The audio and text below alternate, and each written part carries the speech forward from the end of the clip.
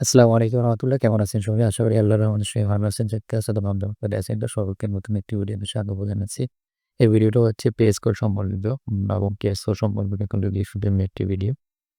তো যারা প্লে করছেন ভিডিওটা সবার কাছে রিকোয়েস্ট করে লিখবেন। আর যারা ভাবছেন এখন প্লিজ চ্যানেলটি সাবস্ক্রাইব করে পাশে বেল বাই পেয়ে দিবেন।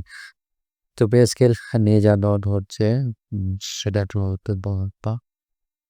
তো পে স্কেল নিয়ে সর্বশেষ সংবাদটা আসছে সেটা আমি আপনাদেরকে জানাবো। স্কেল বার্তা বলতে জানাচ্ছি তাকে কিছু বাস্তবায়ন নেই জানাবে অর্থ যে চেষ্টা চেষ্টা এখন বা বিদায় না দিচ্ছি সেটা এখন আমি আপনাদেরকে জানিয়ে দিচ্ছি।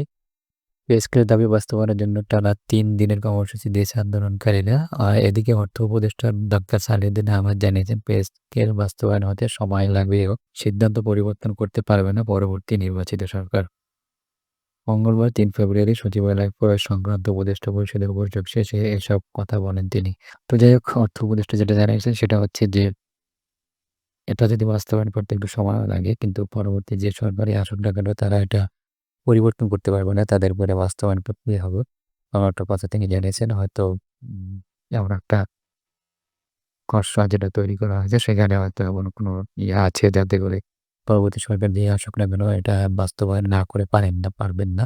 অবশ্যই এটা বাস্তবায়ন করতে হবে এমন কোনো কিছু আছে বিধায় তিনি এটা বলেছেন। যেহেতু নির্বাচন চলে আসছে আর মাত্র কয়েকদিন এরপরে নতুন সরকার আসবে। এখন এই কয়েকদিনের মধ্যে এই যে নবম পে স্কেল বাস্তবায়ন হবে কিনা বা করতে পারবো কিনা সেটা হচ্ছে বিষয়।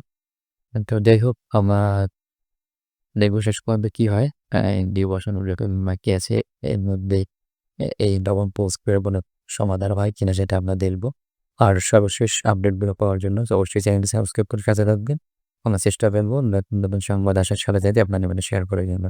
ধন্যবাদ সবাইকে। ভালো থাকবেন, সুস্থ থাকবেন এবং নিরাপদে থাকার প্রত্যাশায় আল্লাহ হাফেজ।